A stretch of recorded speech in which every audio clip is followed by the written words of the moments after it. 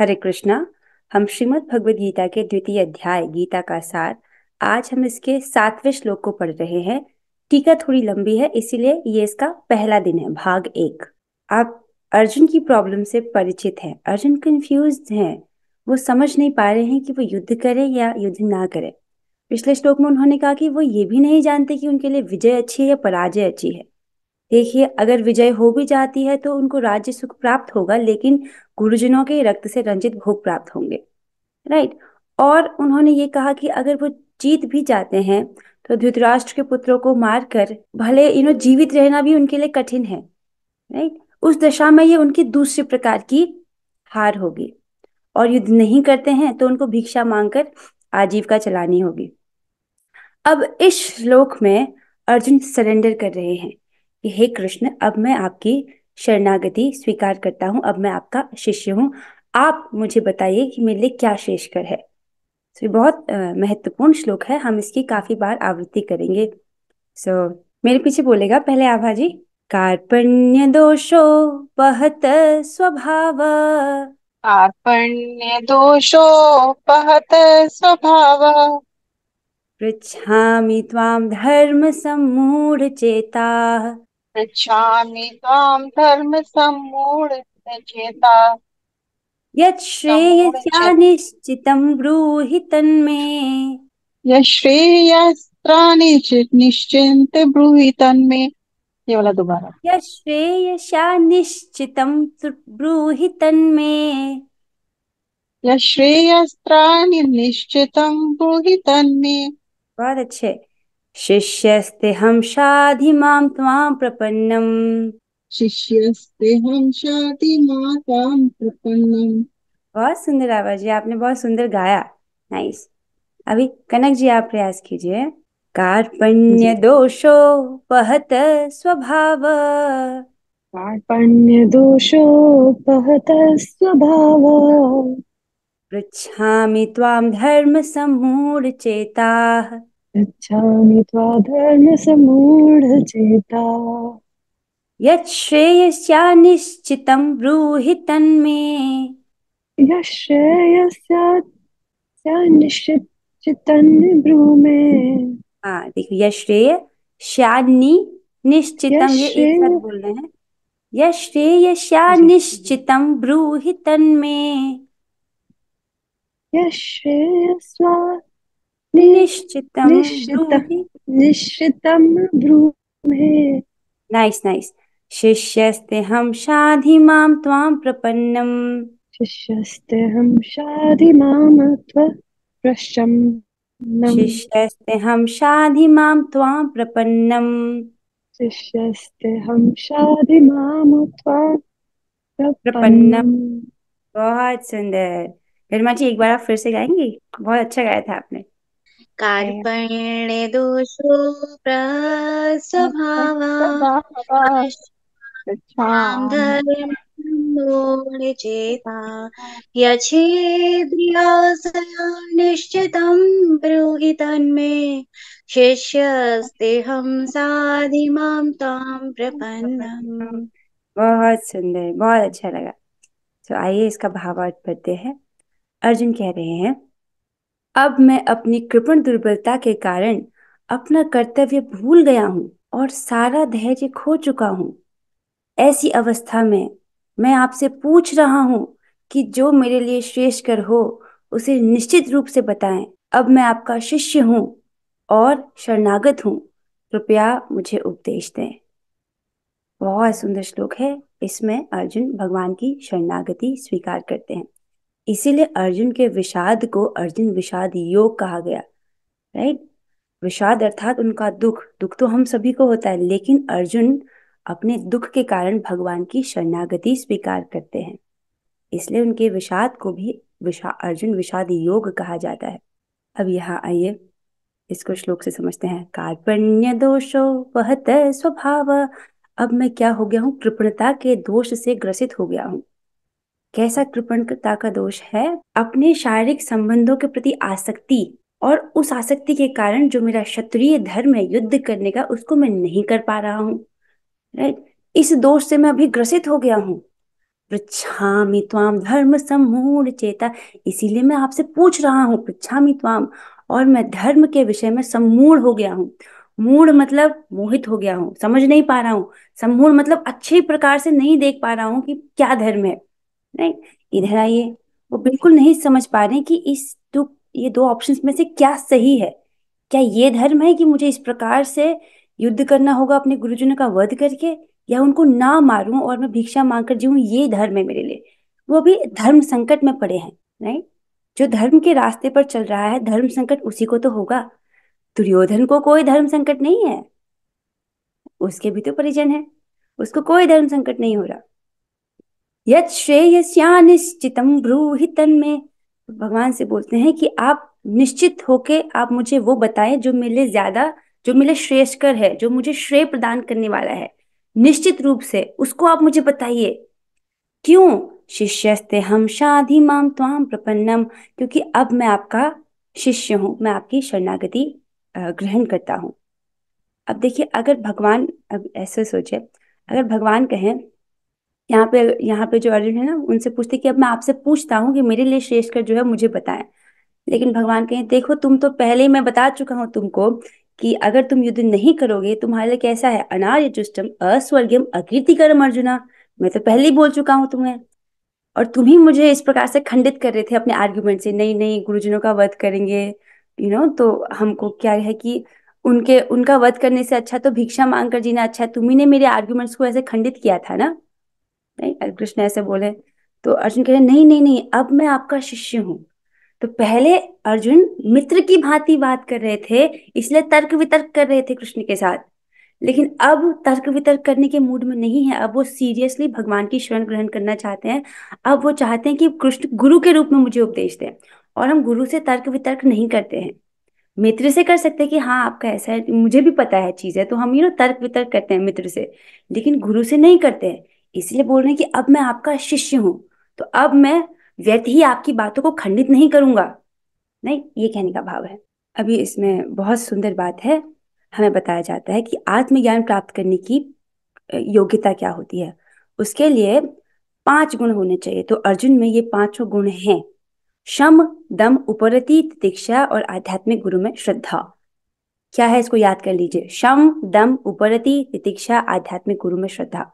Okay, दम, शम, तितिक्षा, उपरति, आध्यात्मिक गुरु में श्रद्धा, ये याद हो जाना चाहिए। राइट, शम अर्थात मन का संयम, दम अर्थात इंद्रियों का संयम, उपरति अर्थात वैराग्य, तितिक्षा सहिष्णुता, और आध्यात्मिक गुरु में श्रद्धा अर्थात इस बात पर श्रद्धा होना कि गुरु को मेरे लिए क्या श्रेष्ठ है इस विषय में मेरे गुरु जानते हैं, इस बात पर श्रद्धा होनी। सो अब अर्जुन में ये गुण कैसे हैं, जरा इसको देखिए। शम और दम हमें कैसे पता चलता है, जो उन्होंने 1.32 में कहा था। 1.32 में अर्जुन ने क्या कहा था? किम नो राजेन गोविंद किम भोगैर्जीवितेन वा येषाम् अर्थे कांक्षितम नो राज्यम भोगा सुखानि च। वो अर्जुन भगवान से कहते हैं, किम नो राजेन गोविंद किम भोगैर्जीव, इस प्रकार से ये जो भोग है, हमको जीने का क्या मतलब है? ये शाम अर्थे कांक्षितम नो राज्यम भोगा सुखानि च।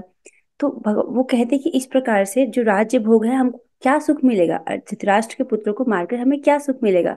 अर्थात उनको बिल्कुल भी द्वेष नहीं है, उनका अपने इंद्रियों पर और मन पर संयम है। अगर द्वेष होता अर्थात उनके मन पर अभी संयम नहीं है, राइट, तो वो कह रहे हैं इस श्लोक में कि क्या करेंगे हम इस प्रकार का राजसुख भोग करके, राइट। इन और उपरति वैराग्य कैसे सूचित होता है? वो कहते हैं, अपि त्रैलोके राजस्य हेतु किम नो मही कृते, मुझे तो तीनों लोगों का राज्य मिल जाए तो भी मैं इस युद्ध को नहीं करना चाहूंगा, तो पृथ्वी के राज्य की तो बात ही छोड़ दीजिए। तो इस स्टेटमेंट से क्या सूचित होता है? उनका वैराग्य, उनको ये चाहिए नहीं राजभोग, उनसे अटैचमेंट नहीं है, उनकी डिटैच्ड है वो, राइट। तीसरा है चौथा गुण है तितिक्षा, सहिष्णुता का गुण है। ये हमें कैसे पता चला अर्जुन में है? अर्जुन कहते हैं, गुरून् हत्वा हि महानुभावान श्रेयो भोक्तुम भैक्षमपि लोके। वो कहते हैं कि गुरुओं की हत्या करने से अच्छा है तो मैं भिक्षा मांगकर जी लूंगा, राइट। एक क्षत्रिय होकर के ये बात कहना कि मैं भिक्षा मांगकर जी लूंगा, क्षत्रिय को बहुत कुछ सहना पड़ेगा। क्षत्रिय के लिए ये बहुत ही निंदनीय है कि वो भिक्षा मांगकर जिए। राइट। ब्राह्मण ऐसा कर सकता है क्योंकि वो सहिष्णु होता है, उस सेंस में कि उसको लोग बोल भी देंगे तो वो सह लेता है। लेकिन क्षत्रिय ये वाग बाण नहीं सह सकते। अर्जुन को कोई बोल दे कि अरे ये तो भगोड़ा युद्ध के मैदान से भाग गया, वो नहीं सह पाएंगे इसको। लेकिन अर्जुन कह रहे हैं कि इनको मारने से अच्छा है कि मैं उस अपमान को भी सह जाऊंगा, अगर मैं भिक्षा मांगकर जीऊंगा तो ये जताता है कि उनकी उनमें सहिष्णुता का गुण है। फिर हमें इस श्लोक से, जो हमने अभी भी पढ़ा, इस श्लोक से जिसमें वे भगवान की शरणागति स्वीकार करते हैं, इससे हमें पता चलता है कि उनमें ये वाला गुण भी है, आध्यात्मिक गुरु में श्रद्धा। राइट। क्या कहा उन्होंने? यत् श्रेयसानिश्चितं ब्रूहि तन्मे शिष्यस्ते हम शाधि माम त्वां प्रपन्नम। अब मैं आपका शिष्य हूँ, जो मेरे लिए श्रेष्ठकर है कृपया करके आप मुझे वो बताएं। राइट। तो इस प्रकार वो शरणागति स्वीकार करते हैं भगवान की। तो ये पांचों के पांचों गुण किसमें है? अर्जुन में है। राइट। इसीलिए वो आत्मज्ञान प्राप्त करने की योग्यता उनमें है। राइट। और इंद्रियों का संयम आपने देखा होगा उर्वशी वाले उदाहरण में, उनका अपनी इंद्रियों पर कितना अच्छा संयम है। उर्वशी भी उनको अट्रैक्ट नहीं कर पाई थी, तो उर्वशी के प्रस्ताव को भी वो ठुकरा देते हैं और कहते हैं कि आप तो मेरी माता समान है। तो उनका इंद्रिय संयम है। वो भी कहाँ पर? स्वर्ग में, जहां पर वो अगर संग कर लेते तो भी उनको पाप नहीं लगता। राइट। तो उनमें ये पांचों गुण हैं। तो ये सिर्फ अर्जुन में ये गुण नहीं, हमें भी ये गुण चाहिए, क्योंकि हमें भी आत्मज्ञान चाहिए। राइट। तो ये शम और दम, ये क्या है? मन का संयम और इंद्रियों का संयम। राइट। देखिए, आगे के श्लोकों में, आगे के अध्यायों में ये बात बहुत स्पष्ट होगी कि इंद्रियों का संयम इज इक्वल टू इंद्रियों को भगवान की सेवा में लगाना। राइट। इंद्रियों का जो वेग है ना, जैसे आंखें कहती मुझे ये देखना है, मुझे देखना है, कान कहते मुझे सुनना है, मुझे सुनना है, जीभ कहती नहीं नहीं मुझे वो खिलाओ, मुझे ये खिलाओ, मुझे ये खिलाओ। इट्स लाइक अ वेग। जैसे गंगा जी का वेग आता है ना, गश, कि मुझे दो, मुझे दो, मुझे दो, मुझे दो। इस प्रकार से ये जो इंद्रियां हैं वो हम भगाती रहती हैं। तो गंगा जी का जो वेग है ना, हम उसको रोक नहीं सकते। एकदम से कुछ लगा दो, उनको रोक नहीं सकते। वो उसका बहाव और पड़ेगा और पड़ेगा और पड़ेगा, उसको तोड़ देगा। राइट। तो यही इंद्रियों के वेग के साथ है, हम इसको ऐसे रोक के नहीं रख सकते कि अब आप देखो ही मत, सुनो ही मत। ऐसे नहीं कर सकते, वी कांट डू दैट। तो हमें क्या बोला चाहता है कि आप इसको दिशा को बदल दीजिए। अभी जो माया की तरफ जा रहा था, भोगों की तरफ जा रहा था, आप उस कृष्ण की तरफ अपने मन को लगाने का प्रयास कीजिए। जब ये ही तरीका है इंद्रियों और मन को संयमित करने का। राइट। कि हम उसको भगवान की सेवा में लगाए। और वैराग्य कैसे आता है? जैसे जैसे हम भक्ति कर रहे हैं ना, तो इसके दो फल हैं, ज्ञान और वैराग्य। तो ये अपने आप आ जाता है। और तितिक्षा, और तितिक्षा तो सहिष्णुता, ये भक्तों में तो सहिष्णुता का गुण होना ही चाहिए। जो महाप्रभु हैं वो भी कहते हैं, तृणादपि सुनिचेन तरोरपि सहिष्णुना। हमको अपने आप को मार्ग में पड़े हुए तृण, यानी घास के तिनके से भी छोटा समझना चाहिए। और अमानिना मान देना, सभी को सम्मान देना चाहिए और खुद सम्मान की भावना नहीं रखनी चाहिए। और कैसा होना चाहिए? पेड़ जैसा सहिष्णु। जैसे पेड़ को कोई पत्थर भी मारते हैं तो पेड़ फल देता है, लेकिन उनसे उनको प्रतिकार नहीं करता। उस प्रकार से सहनशील होकर के क्या करना चाहिए व्यक्ति को? कीर्तनीय सदा हरि, सदा ही भगवान श्री हरि का कीर्तन करना चाहिए। तो अगर हम सहनशील नहीं बनेंगे तो हम भक्ति कैसे कर पाएंगे? लोग तो बोलेंगे कि अरे तुम ये क्या कर रही है, ये तो बुढ़ापे में करने की चीज है, ये इतना बड़ा तिलक क्यों लगाया है, या लोग तो हजार बातें बनाएंगे ही। देखिए, ये चीज आप समझ लीजिए, आप जीवन में कुछ भी करें, लोग तो फिर भी बातें बनाएंगे ही। राइट। तो इससे अच्छा है कि जो आपके लिए श्रेष्ठकर है, जो शास्त्र कह रहा है, आप वो कर ही लीजिए, चाहे लोग कुछ भी कहें। तो हमें तो सहिष्णु होना ही होगा। और आध्यात्मिक गुरु में श्रद्धा होना बहुत जरूरी है। देखिए, हमारे गुरु कौन है? दो प्रकार के गुरु होते हैं, एक तो दीक्षा गुरु और एक शिक्षा गुरु। राइट। दीक्षा गुरु वो हैं जो आपको मंत्र शिक्षा देते हैं, मतलब जो आपको बोलेंगे हरे कृष्ण महामंत्र लीजिए, और आप अग्नि के सामने ये प्रतिज्ञा लेंगे कि मैं इसे कम से कम 16 माला जप करूंगी और 4 नियमों का पालन करूंगी। उनके समक्ष आप ये प्रतिज्ञा लेते हो। तो ये तो आपके दीक्षा गुरु। और उसके अलावा शिक्षा गुरु, आपके कितने भी शिक्षा गुरु हो सकते हैं।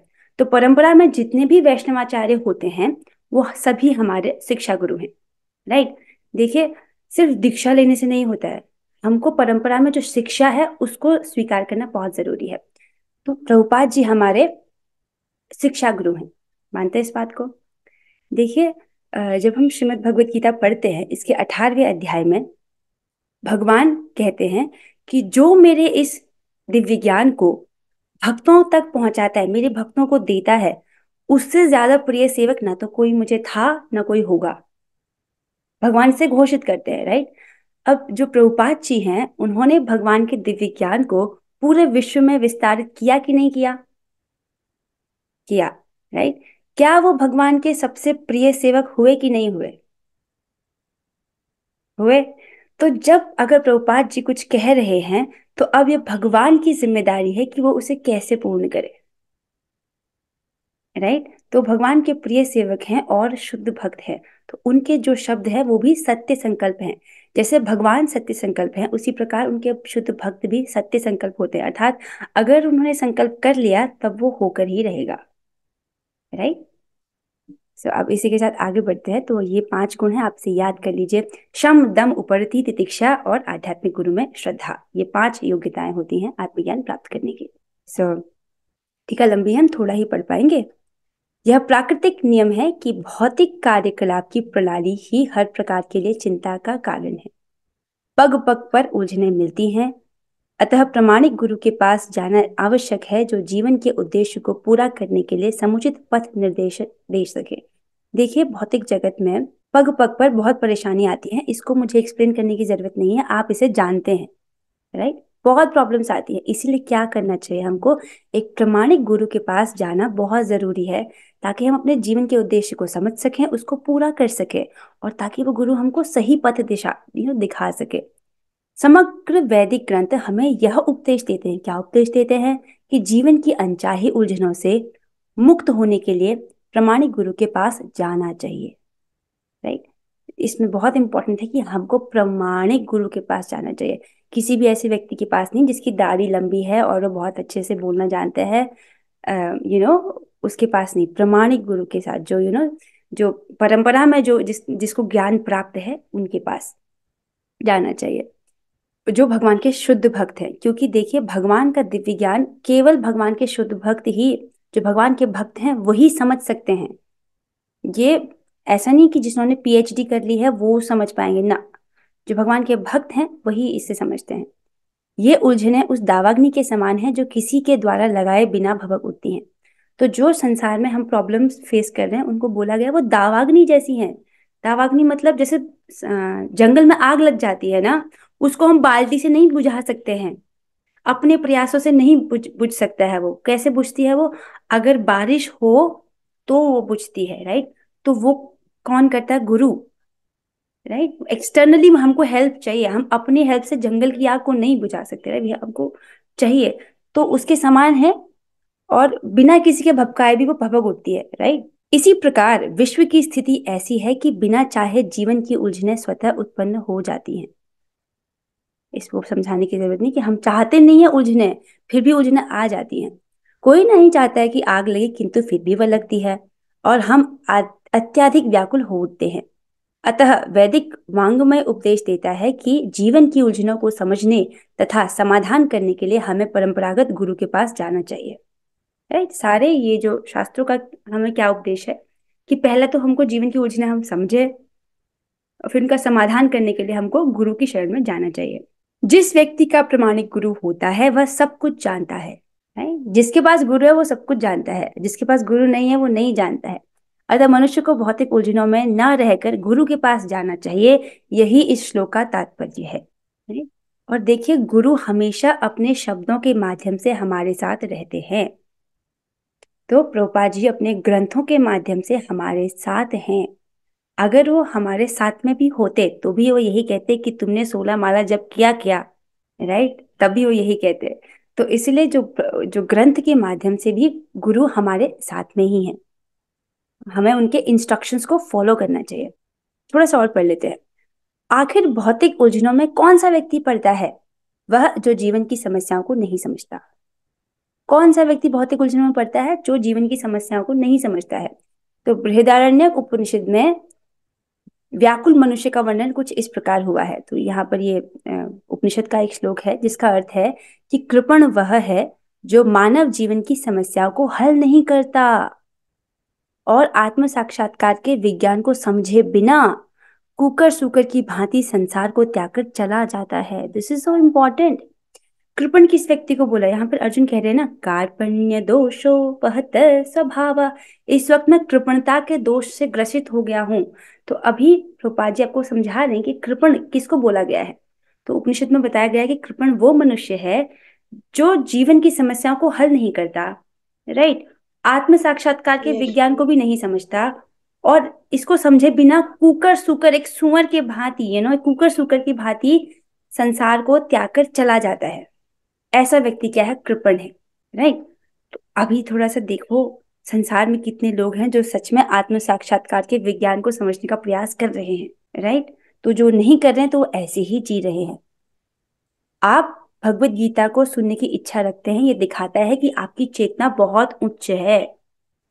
ये कोई साधारण बात नहीं है कि आप में भगवत गीता को सुनने और समझने की इच्छा है। ये दर्शाता है कि आपकी जो चेतना बहुत उच्चतर लेवल पर है, आप इसको समझना चाहते हो, आत्म साक्षात्कार को। कृपण वो मनुष्य है जो जीवन की समस्याओं को हल नहीं करना चाहता। बस जैसे जानवर है ना, जानवर जीवन की समस्या को हल नहीं करना चाहता, वो बस सारे दुख भोगता भोगता भोगता शरीर को त्याग कर चला जाता है। तो वही वो ऐसा मनुष्य है, उसको बेसिकली पशु से कंपेयर किया गया है। लेकिन ये क्वालिटी केवल मनुष्य को ही मिली है ना, कि वो अपनी हाँ, ये सब केवल मनुष्य को ही मिली है। यस यस, लेकिन मनुष्य योनि होकर भी वो इस प्रकार जानवरों की तरह कुकर सुकर की भांति संसार को त्याग कर चला जाता है, राइट। अपना भला नहीं करता और दूसरों का भला भी नहीं कर पाता। जीव के लिए मनुष्य जीवन अत्यंत मूल्यवान निधि है। देखो, जीव बहुत सारी योनियों में हो सकता है, लेकिन मनुष्य जीवन जब वो मनुष्य की योनियों में है तब वो बहुत मूल्यवान निधि है, बहुत ही मूल्यवान प्रॉपर्टी है, जिसका उपयोग वह अपने जीवन की समस्याओं को हल करने में कर सकता है। क्या है वैसे जीवन की वास्तविक समस्या? 4 समस्या जो हमको बार बार झेलनी पड़ती है। वो कौन सी समस्याएं हैं? जन्म, मृत्यु, जरा, मृत्यु, ओल्ड व्याधि। एज और बीमारी। हाँ, ये जो 4 चीजें हैं, अभी तो कनक जी में समझ रही ना, अभी व्याधि है आपको, ओल्ड हो गया है आपको, राइट, आपके शरीर को बेसिक। ये तो शरीर को प्रॉब्लम हुई है। हाँ, शरीर को, यस, आपको नहीं।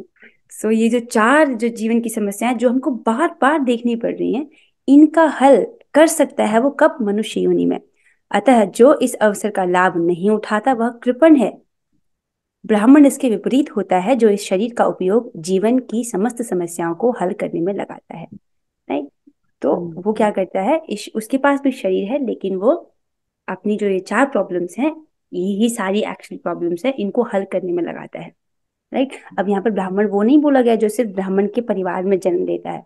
नहीं नहीं नहीं, राइट। ब्राह्मण होता है वो अपने गुणों से। ब्राह्मण के क्या कार्य होते हैं? वो शास्त्र का अध्ययन करता है, शास्त्र पढ़ता है और पढ़ाता है, राइट। यज्ञ और ये दान देता है और यज्ञ करता है, राइट। ये सब ब्राह्मणों के गुण होते हैं। तो हमारा क्या गुण है? देखो, सबसे बड़ा यज्ञ है हरे कृष्ण महामंत्र का जप करता है वो, राइट। तो आप तो करते हो, राइट। और उसके भला सबसे बड़ा दान होता है हरे कृष्ण महामंत्र का दान। जब आप किसी को बोलते हो कि आप एक माला भी कर दो, थोड़ा सा भी आप किसी को जप करा लो, वो जब आप किसी को हरे कृष्ण महामंत्र देते हैं तो इससे बड़ा दान और कोई है नहीं, राइट। सो और शास्त्र तो आप पढ़ ही रहे हो, इस प्रकार आप रोज पढ़ते रहिए। तो देहात्मक यहाँ से हम कल पढ़ते हैं, ठीक है, क्योंकि आज समय हो गया है और अभी टीका काफी बाकी है। बहुत सुंदर श्लोक है ये। आपका होमवर्क ये है कि आप ये 5 गुणों को याद कीजिएगा और फिर से इस श्लोक को गाने का प्रयास कीजिएगा। हम इसे कल भी करेंगे। तो इसी के साथ हम आज की चर्चा को यहीं पर विराम दे रहे हैं। यदि कोई प्रश्न है तो आप पूछ सकते हैं।